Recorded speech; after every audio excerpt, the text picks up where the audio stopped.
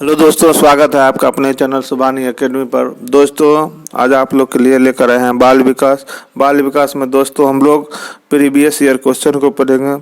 दोस्तों, आज हम आप लोग के लिए 500 प्रश्नों का एक श्रृंखला लाएंगे जो वीडियो में छोटे छोटे टुकड़ा करके पढ़ेंगे। तो दोस्तों, आज के वीडियो में हम प्रश्न 10 से 12 प्रश्न को करेंगे। दोस्तों, अगर ये 500 प्रश्न का श्रृंखला का अगर आप बना लेते हैं तो समझ लीजिए आपको 30 में 27 से 28 नंबर आने से कोई नहीं रोक सकता। दोस्तों, सीटेट परीक्षा में या बीटेट परीक्षा में या अदर किसी भी टेट परीक्षा जिसमें बाल विकास पूछी जाती है तो आप जानते हैं कि कंपटीशन एग्जाम में एक एक नंबर कितनी कीमती होती है। तो दोस्तों, मिस न करें, इस वीडियो को एक बार अवश्य देखें। यदि वीडियो पसंद आता हो तो इसे शेयर जरूर करें, लाइक जरूर करें, दोस्तों सब्सक्राइब जरूर करें। आइए दोस्तों शुरू कर। प्रश्न नंबर 1 है, पियाजे के अनुसार निम्नलिखित में से कौन सी अवस्था है जिसमें बच्चा अमूर्त संकल्पनाओं के विषय में तार्किक चिंतन करना आरंभ कर देता है? ये आपका ऑप्शन ए मूर्त संक्रियात्मक अवस्था, कॉन्क्रीट ऑपरेशनल स्टेज जो 7 से 11 वर्ष होती है। ऑप्शन बी औपचारिक संक्रियात्मक अवस्था, फॉर्मल ऑपरेशनल स्टेज जो 11 से वर्ष एवं ऊपर होती है। और ऑप्शन सी संवेदी प्रेरक अवस्था, सेंसरी ऑपरेशनल स्टेज जो जन्म से 2 वर्ष तक होती है। और आपका ऑप्शन डी है पूर्व संक्रियात्मक अवस्था, प्री ऑपरेशनल स्टेज जो 2 से 7 वर्ष तक होती है। तो दोस्तों, इसका सही जवाब होगा आपको ऑप्शन बी। ये टिक सही लगा हुआ ऑप्शन बी। ये आपको सीटेट 2011 में पूछा गया प्रश्न है। आइए प्रश्न नंबर 2 को देख। प्रश्न है, बच्चों में बौद्धिक विकास इंटेलेक्चुअल डेवलपमेंट के विचार विशिष्ट अवस्थाओं की पहचान की गई। बच्चों में बौद्धिक विकास की 4 विशिष्ट अवस्थाओं की पहचान की गई। ए कोहलबर्ग, बी एरिक्सन द्वारा, और सी स्किनर द्वारा, और सी पियाजे द्वारा। इसका सही जवाब है ऑप्शन डी पियाजे द्वारा। प्रश्न नंबर 3, विकास कभी न समाप्त होने वाली प्रक्रिया है। यह विचार किससे संबंधित है? यह विचार किससे संबंधित है?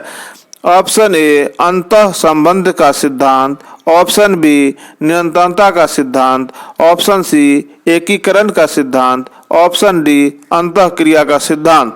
बताइए इसका सही जवाब क्या होगा?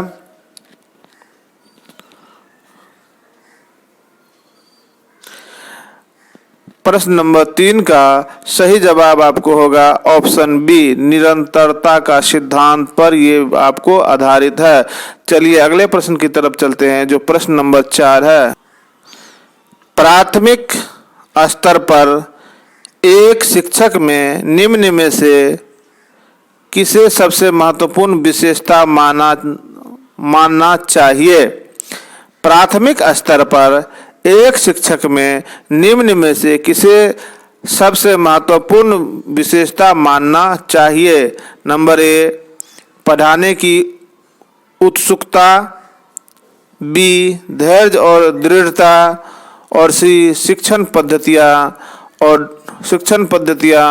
और विषयों के ज्ञान में दक्षता, और ऑप्शन डी है अति मानक भाषा में पढ़ाने में दक्षता।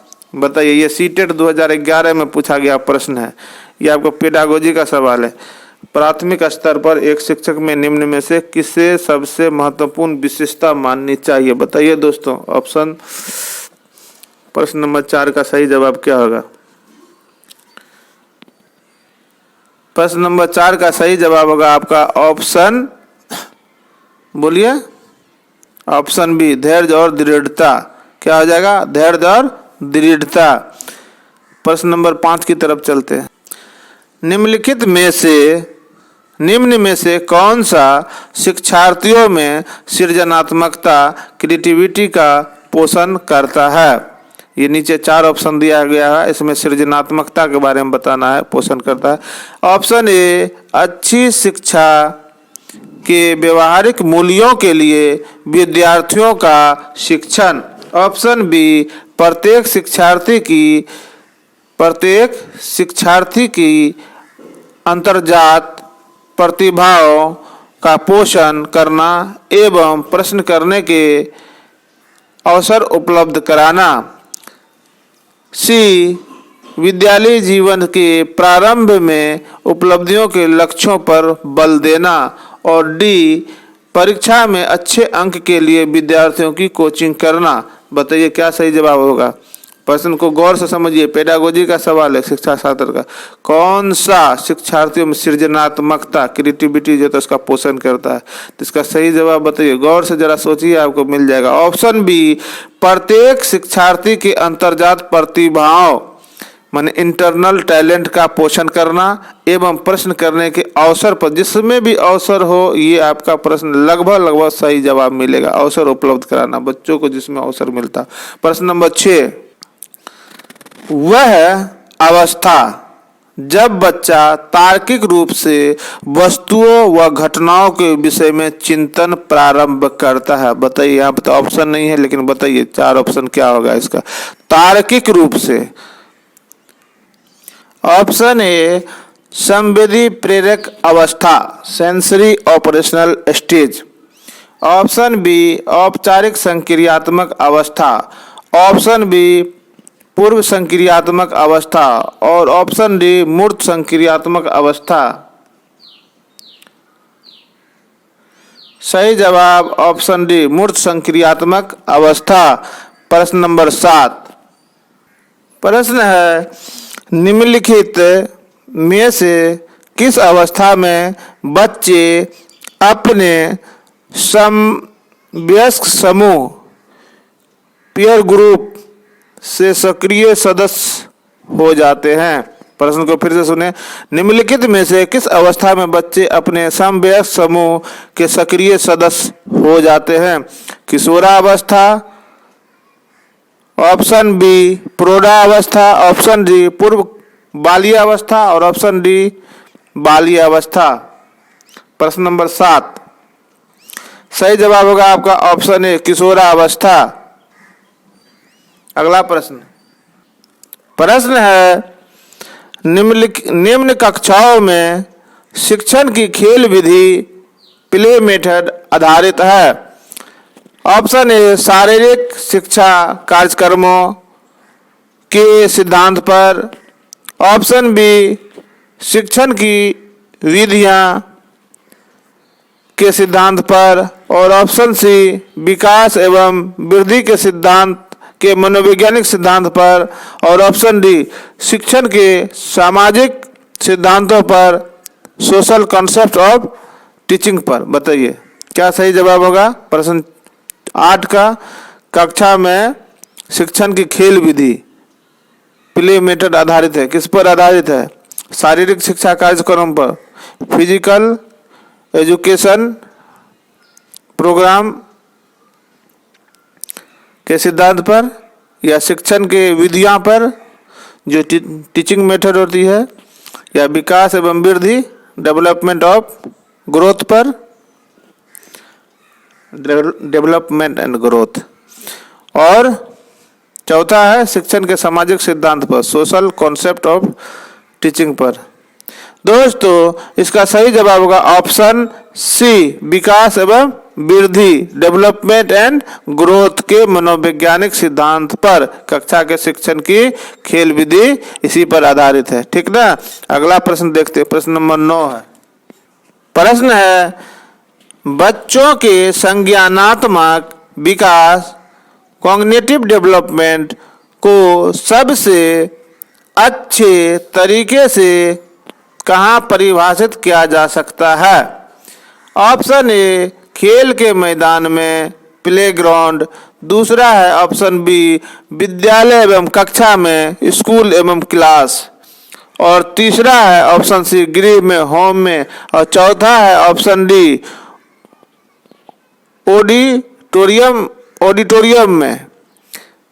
बताइए इसका सही जवाब क्या है। ये आपको यूपी टेट 2011 में पूछा गया प्रश्न। जो भी प्रश्न ले रहे हैं सब आपको यूपी टेट या सी टेट में पूछा गया प्रश्न है, रीट में पूछा गया प्रश्न है, एमपी टेट में पूछा गया प्रश्न है, बिहार टेट में पूछा गया प्रश्न है। इसीलिए दोस्तों मिस नहीं करें, सभी को एक एक करके बनावे।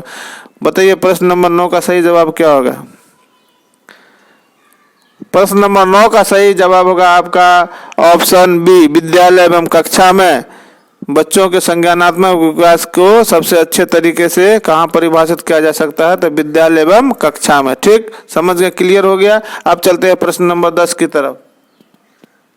प्रश्न है, निम्नलिखित में से कौन पियाजे के अनुसार बौद्धिक विकास का निर्धारक तत्व नहीं है? ये नहीं को पहले आप नोट डाउन करें, नहीं तो आपका क्वेश्चन निश्चित गलत होगा। प्रश्न नंबर 10 को फिर से देखें, क्या लिखा है? पियाजे के अनुसार बौद्धिक विकास का निर्धारक तत्व नहीं है। इसमें 4 तत्व दिया हुआ है, जो एक तत्व इसका नहीं है, 3 तत्व है। ऑप्शन ए सामाजिक संचरण, ऑप्शन बी अनुभव, ऑप्शन सी संतुलीकरण और ऑप्शन डी इनमें से कोई नहीं। बताइए 10 का सही जवाब।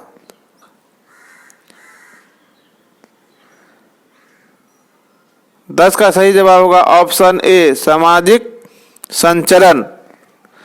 अगला प्रश्न, प्रश्न नंबर 11। प्रश्न है, निम्नलिखित